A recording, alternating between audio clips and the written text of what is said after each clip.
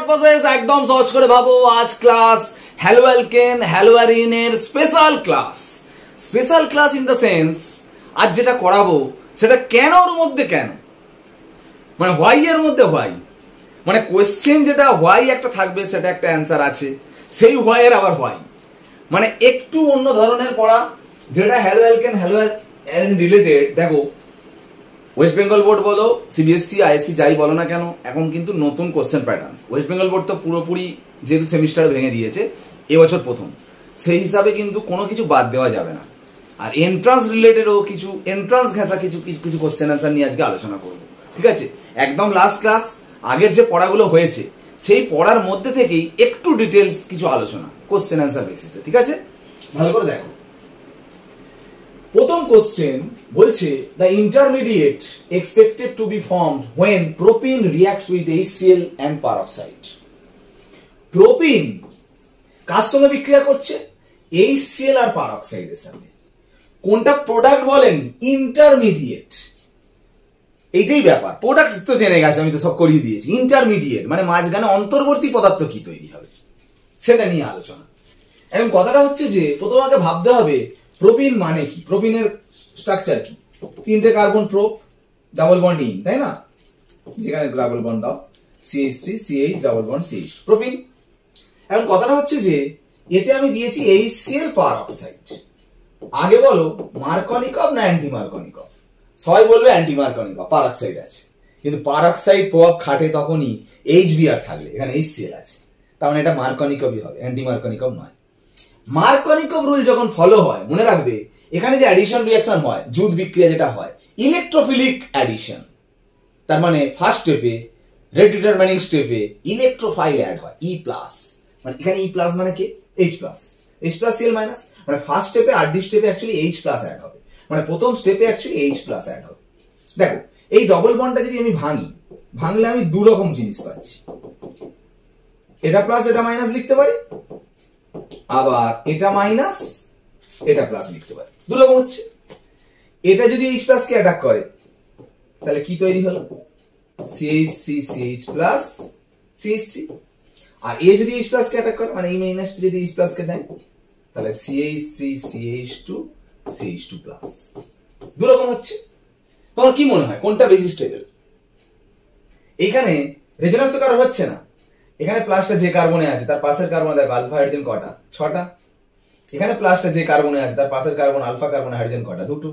যার alpha hydrogen যত বেশি তার হাইপার কনজুগেশন স্টেবিলিটি বেশি, তার মানে এটা বেশি স্টেবল, তার মানে এটাই হচ্ছে ইন্টারমিডিয়েট। বুঝে গেল?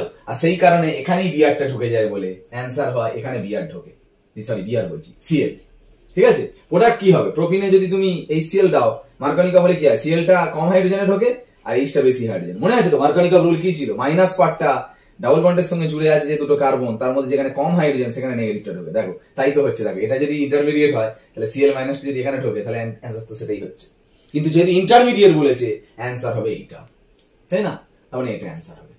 প্রোডাক্ট বললে এটা অ্যান্সার হতো CH3 CHCl CH3। তাই তো আমরা শিখেছি, আমরা শর্টে কি শিখেছি? ডাবল বন্ড ভেঙে দিয়ে যেখানে হাইড্রোজেন কম সেখানে নেগেটিভ দেবো আর বেশি হাইড্রোজেনে পজিটিভটা দেবো, এটাই শিখেছি। কিন্তু ইন্টারমিডিয়েট এটা, ঠিক আছে? নেক্সট কোশ্চেন আসছি। Same intermediate expected to be formed when propene reacts with HBr peroxide. আগেরটা ছিল HCl পারঅক্সাইড, এবার একটা আছে HBr পারঅক্সাইড মানে অ্যান্টি মার্কনিকভ। অ্যান্টি মার্কনিকভ কিন্তু ইলেকট্রোফিলিক অ্যাডিশন নয়, free radical addition. Free radical addition ধরো পারঅক্সাইড যেটা দেয়া হয়, এই পারঅক্সাইড এই বন্ডটা ফর্ম হলে বন্ডটা ব্রেক করলে প্রথমে এরকম আরো ডট তৈরি হয়, এই বন্ডটা ব্রেক করলে আরো ডট হলো। HBr যখন দেয়া হয় কি হয়? এই ডটটা গিয়ে H কে অ্যাটাক করে, Br ডট বেরিয়ে যায়, মানে আরো H হয়ে যায় Br ডট, এই ফ্রি র্যাডিক্যালটা তৈরি হলো। কারণ পারঅক্সাইড থাকলে ফ্রি র্যাডিক্যাল জেনারেট হয়। HBr পারঅক্সাইড দুটোই থাকতে হবে তবে এটা ফ্রি র্যাডিক্যাল জেনারেট হবে। HCl পারঅক্সাইড থাকলে কিন্তু হবে না। Br ডট, এই Br ডটটা যে তৈরি হলো প্রোপিনে দিয়েছো, তাহলে প্রোপিন মানে কি? CH3 CH double bond CH2। দু রকম লিখছি মানে যেহেতু ডট তৈরি হয়েছে তাহলে এই ডাবল বন্ডটা ভেঙে ডট হবে, তাহলে যখন ডট হবে এইটা হবে, আমি দুটো লিখছি, একই ডটই আমি দুখানা লিখলাম। কেন না, এই ডট যদি বিআর কে ধরে তাহলে অ্যান্সার কি CH3 CH dot CH2 BR. আর যদি এই ডট যদি বিআর কে ধরে তাহলে অ্যান্সার কি হবে CH3 CH BR CH2 dot. এই দুটো ইন্টারমিডিয়েটের মধ্যে কোনটা বেশি স্টেবল? দেখো এখানে ডটটা যে কার্বনে আছে তার পাশের কার্বন দেখো আলফা কার্বনে হাইড্রোজেন কটা? 5টা। এখানে ডটটা যে কার্বন আছে তার পাশের কার্বন আলফা হাইড্রোজেন 1টা। তাহলে এ বেশি স্টেবল, এ মেজর। তার মানে এই ইন্টারমিডিয়েটটা তৈরি হয়। তার মানে কোনটা অ্যান্সার? এই তো এটা। আর ওই কারণের জন্য এই ডটটা তৈরি হয় বলে পরের স্টেপে এইচ ডটটা এখানে ঢুকে যায়। ঢুকলে প্রোডাক্ট কি হয় বলো? এখানে যদি এইচটা ঢোকে প্রোডাক্ট কি হবে এখানটায়? CH3 CH2 CH2 BR. এটা অ্যান্সার। অ্যান্টিমার্কনিকা বলে তো এটাই অ্যান্সার হয়। অ্যান্টিমার্কনিকা কি হয়? এইচ বিআর পারঅক্সাইড দিলে কি বলেছি বলো? প্রোপিনে দিলে যেখানে বেশি হাইড্রোজেন সেখানে নেগেটিভ পার্টটা ঢুকবে, মানে বিআরটা এখানে ঢুকবে। আর যেখানে কম হাইড্রোজেন সেখানে পজিটিভ পার্টটা ঢুকবে। তাহলে এটাই তো অ্যান্সার হয়। কিন্তু ইন্টারমিডিয়েট কোনটা তৈরি হবে? ইন্টারমিডিয়েট কিন্তু এটা তৈরি হবে। কারণ মনে রাখবে মার্কনিকার ক্ষেত্রে ইলেকট্রোফাইল H+ অ্যাড হচ্ছে প্রথমে, অ্যাড হওয়ার পর যে বেশি স্টেবল হচ্ছে সেটাই ইন্টারমিডিয়েট। আর অ্যান্টিমার্কনিকার ক্ষেত্রে বিআর ডট অ্যাড হচ্ছে প্রথমে। দুরকম থেকে বিআর ডট অ্যাড করে দেখবে কোন ডটটা বেশি স্টেবল হচ্ছে, সেটা হচ্ছে ইন্টারমিডিয়েট, মানে অন্তর্বর্তী পদার্থ। ঠিক আছে, নেক্সট কোশ্চেনে আসছি। দেখো এইচ বিআর দিয়েছে, মার্কনিকা এখানে তো প্রোডাক্ট চেয়েছে, তাহলে কি সহজ ব্যাপার। বিআর মাইনাসটা নেগেটিভ পার্ট কোনখানে যাবে? কম হাইড্রোজেনে। সরি, এটা এখানে আছে কম হাইড্রোজেন কোনটা? এটা কম হাইড্রোজেন, এখানে বিআরটা যাবে, এখানে এইচটা যাবে। তাহলে অ্যান্সার কোনটা হবে? এটা তো। কিন্তু এটা অ্যান্সার নয়, এটা অ্যান্সার। অ্যাকচুয়ালি যখন কম্পাউন্ড থাকো পরীক্ষার সময় যখন দেখবে সব হাইড্রোকার্বন দিয়েছে তখন মার্কনিকা অ্যান্টিমার্কনিকা নিশ্চিন্তে করে ফেলবে, কোনো চাপ নেই।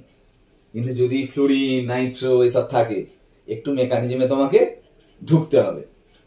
কেন? দেখো মার্কনিকভ রুল বলে দিয়েছে ঠিক কথা, কিন্তু মার্কনিকভেরও এক্সেপশন আছে, সেটা এইটা।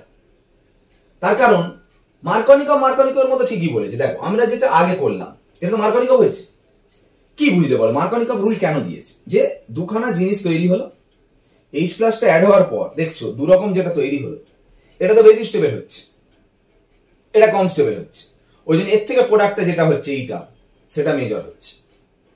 তো মানে মেকানিজম করে দেখা যাচ্ছে কি দেখতে পাচ্ছ, তার মানে Cl মাইনাস মানে নেগেটিভ পার্টটা কোথায় ঢুকছে? কম হাইড্রোজেনে, পজিটিভটা বেশি হাইড্রোজেন। এটা কখন খাটবে? যখন সবাই যখন কার্বন হাইড্রোজেন আছে। কিন্তু কিছু যদি মাইনাস আই এফেক্ট গ্রুপ থাকে, ঠিক আছে, তখন কিন্তু একটু মেকানিজমে ঢুকবো। কেন? দেখো সেম ভাবেই আমরা করছি, H+ অ্যাড হবে, কিন্তু তার আগে ডবল বন্ডটা ভাঙছি, CF3 CH+ CH2 মাইনাস, আর একটা CF3 CH minus CH2 plus. তাই তো করলাম, একবার এইদিকে প্লাস একবার এদিকে মাইনাস, একবার এদিকে প্লাস এদিকে মাইনাস, দুটো করলাম। H+ অ্যাড করছি, এখানে যদি H+ অ্যাড করি, মাইনাস যদি H+ কে নেয় তাহলে CF3 CH+ CH3, আর এখানে যদি H+ টা অ্যাড হয়, এখানে H+ অ্যাড হলে CF3 CH2 CH2 প্লাস। এই ক্যাটায়ন বেশি স্টেবল বলছিলে কেন? আলফা হাইড্রোজেন বেশি বলে। এই ক্যাটায়ন কম স্টেবল, আলফা হাইড্রোজেন কম বলে, তাই তো। এর আলফা হাইড্রোজেন কটা? প্লাস যে কার্বনে তার পাশের কার্বনে আলফা হাইড্রোজেন 3টে, আর এর প্লাস যে কার্বনে তার পাশের কার্বনে আলফা হাইড্রোজেন কটা? 2টো। এখানে তো আলফা হাইড্রোজেন নেই, আলফা হাইড্রোজেন এটা 3টে, এটা আলফা হাইড্রোজেন 2টো। এ তো স্টেবল হওয়ার কথা, কিন্তু স্টেবল এ স্টেবল নয়। কেন জানো? প্লাসের পাশে 3টে ফ্লুরিন আছে, এই যে সি এর সঙ্গে 3টে ফ্লুরিন। ফ্লুরিন হচ্ছে মাইনাস আই এফেক্ট আছে, ইলেকট্রন টেনে নেয়। যত ইলেকট্রন টেনে নেবে তাহলে প্লাস চার্জ আরো বেড়ে যাচ্ছে। তাহলে প্লাস বেড়ে গেলে, চার্জ বেড়ে গেলে কি হয়? আনস্টেবল হয়ে যায়। সেই জন্য এটা আনস্টেবল হয়ে যায়। যতই আলফা হাইড্রোজেন একটা বেশি থাকবে না কেন, তখন এটা স্টেবল ক্যাটায়ন। আর সেই কারণের জন্য বিআর মাইনাসটা এখানটায় ঢোকে, ওই জন্য প্রোডাক্ট হয়ে যায় তখন এটা। ঠিক আছে, এইভাবে তোমাকে ভাবতে হবে। Next, intermediate of the reaction. দেখো একটা কথা বলি, অ্যালকোহলিও কেউইজ দিয়েছে। দেখো অ্যাকুয়াস কেউইজ দিলে জানো তো বিআর উঠে গিয়ে ওইচ ঢোকে, সাবস্টিটিউশন। আর অ্যালকোহলিও কেউইজ দিলে কি হয়? এলিমিনেশন। এলিমিনেশন মানে E1 হতে পারে, E2 হতে পারে। 3 ডিগ্রির ক্ষেত্রে E1 হয়, 1 ডিগ্রির ক্ষেত্রে E2 হয়। তো বলেই দিয়েছে তোমার E1 এ SN1 এর মতো আগে কার্বোক্যাটায়ন তৈরি হয়, মানে আগে লিভিং গ্রুপ বেরিয়ে যাবে। বেরিয়ে গেলে কোন ক্যাটায়নটা তৈরি হবে? এইটা, এটা। তো এই অ্যান্সার এটাই হয়ে গেছে। তো পরের স্টেপটা কি হয়? পরের স্টেপটায় ওই OH মাইনাস এসে এখান থেকে একটা হাইড্রোজেনকে তুলে এখানে ডাবল বন্ড হয়, বা এখান থেকে একটা হাইড্রোজেনকে তুলে এখানে ডাবল বন্ড হয়, তখন দুটো প্রোডাক্ট হয়, একটা এইটা তৈরি হবে, একটা এটা। এখানে প্রোডাক্ট তো বলেনি, ইন্টারমিডিয়েট বলেছে বলে এটা অ্যান্সার। প্রোডাক্ট বললে এই দুটো। এবার কে মেজর কে মাইনর, বুঝতে পারছো? এটা প্লাসটা প্রথমে তৈরি হলো, তারপর এই পাশে এটা তো আলফা, আলফা হাইড্রোজেন, আলফা এটা তো বিটা, তাহলে বিটা থেকে তো হাইড্রোজেন বেরোবে, তাই না? বিটা থেকে একটা হাইড্রোজেন, এই বিটা থেকে একটা হাইড্রোজেন, তাহলে এই বিটা থেকে যদি হাইড্রোজেনকে ওই সময় তুলে নেয়, আমি দেখাচ্ছি, দেখো CH3 CH প্লাস, ভালো করে দেখো এটা যে আছে, তো OH মাইনাস এসে এই হাইড্রোজেনকে তুলে নিলে এইটা এখানে পড়ে দেখো এখানে ডাবল বন্ড হবে, মানে এটা প্রোডাক্ট হবে। আবার এখান থেকে এইচ তুললে এইটা অ্যান্সার হবে। কে মেজর এই দুটোর মধ্যে? ডাবল বন্ড, পাশের কার্বনে আলফা হাইড্রোজেন দেখো বেশি, ডাবল বন্ডটার রেসপেক্টে পাশে আলফা কার্বনে হাইড্রোজেন 6টা, এখানে ডাবল বন্ডের রেসপেক্টে আলফা কার্বনে হাইড্রোজেন 2টো, এই মেজর প্রোডাক্ট। কিন্তু এখানে প্রোডাক্ট বলেনি বলে ইন্টারমিডিয়েট বলেছে বলে এটা অ্যান্সার। সেম E2 হলেও সেম হতো, মানে প্রোডাক্ট সেম হতো, এই দুটোই প্রোডাক্ট হতো, E1 মেকানিজম হোক আর E2 মেকানিজম হোক।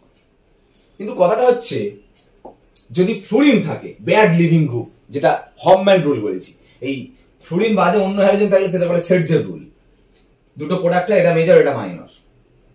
ফ্লুরিন থাকলে মেজর মাইনর উল্টে যায়, যেটা আমি দেখবে ক্লাসে করিয়েছিলাম। কারণ কথাটা হচ্ছে ফ্লুরিন থাকলে কি আলাদা হয়, কি চেঞ্জ হয়, সেটা তোমাকে বুঝতে হবে।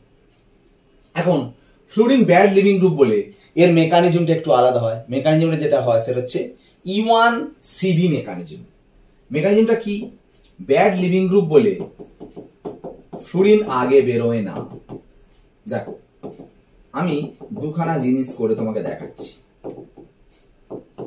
বিটা হাইড্রোজেন প্রথমে কি হয়, OH মাইনাস এসে এখান থেকে যদি বিটা হাইড্রোজেনকে তোলে এর মাথায় মাইনাস হয়ে থাকে, মানে তৈরি হয় তখন CH2 minus CHF CH2 CH3। আর যদি OH মাইনাসটা এই হাইড্রোজেনকে তোলে এর মাথায় মাইনাস হয়ে থাকে, তার মানে অ্যান্সার হয় CH3 CHF CH minus CH3। এই দুটো ফর্ম হয় কার্বো অ্যানায়ন। মানে E1CB মেকানিজম কেন হচ্ছে? ফ্লুরিন ব্যাড লিভিং গ্রুপ বলে ডাইরেক্ট ফ্লুরিন বেরোচ্ছে না, আগে অ্যাটাক হচ্ছে, এখানে একটা মাইনাস হচ্ছে, অ্যানায়ন তৈরি হচ্ছে, আগে H কে তুলে নিচ্ছে, নিয়ে এখানে মাইনাস হচ্ছে। E1 হলে কি হচ্ছিল বলো? E1 হলে লিভিং গ্রুপ বেরিয়ে গিয়ে প্লাস হচ্ছিল, ডাইরেক্ট H তুলে নিচ্ছে, এখানে ডাবল বন্ড হচ্ছে, ডাইরেক্ট ডাবল বন্ড হয়ে যাচ্ছে। কিন্তু E1CB মেকানিজমে কি হচ্ছে? লিভিং গ্রুপ বেরোচ্ছে না, কিন্তু আগে হাইড্রোজেনকে তুলে এখানে একটা কার্বো অ্যানায়ন তৈরি হচ্ছে। এবারে দেখো এই দুটো কার্বো অ্যানায়নের মধ্যে কে বেশি স্টেবল? কার্বো অ্যানায়ন কিন্তু কার্বো ক্যাটায়নের পুরো উল্টো হয়। কার্বো ক্যাটায়ন যেমন 3 ডিগ্রি বেশি স্টেবল, কার্বো অ্যানায়ন আমার 1 ডিগ্রি বেশি স্টেবল। মানে মাইনাসটা যেখানে আছে তার থেকে দেখো একটা কার্বন চেন বেরিয়েছে, আর এখানে মাইনাসটা যে আছে যেখানে তার থেকে দেখো দুটো কার্বন চেন বেরিয়েছে, মানে এটা বেশি স্টেবল, তার মানে এটা ইন্টারমিডিয়েট হবে। তাহলে ইন্টারমিডিয়েট কোনটা? এটা বুঝে গেল? আর এটা থেকে যে প্রোডাক্টটা হবে ভালো করে দেখো, এইটা এখানে পড়লে এটা এখানে পড়লে, আর এইটা থেকে যে প্রোডাক্টটা হবে দেখো, এটা এখানে পড়লে এটা এখানে পড়লে, ভালো করে দেখো এইটা থেকে যেটা তৈরি হবে সেটা এই প্রোডাক্টটা তৈরি হচ্ছে এইটা, আর এইটা থেকে যেটা হবে সেটা প্রোডাক্টটা তৈরি হচ্ছে এইটা। দেখো মেজর মাইনরটা তখন উল্টে যাচ্ছে, ঠিক আছে? তো সেটা বড় কথা নয়, কিন্তু এখানে ইন্টারমিডিয়েট হলো এইটা।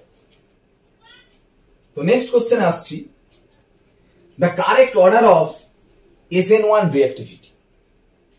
দেখো SN1 মানে কি জানি, যার লিভিং গ্রুপ বেরিয়ে যাওয়ার পর যার ক্যাটায়ন যত বেশি স্টেবল হবে তার স্টেবিলিটি তত বেশি বলছি।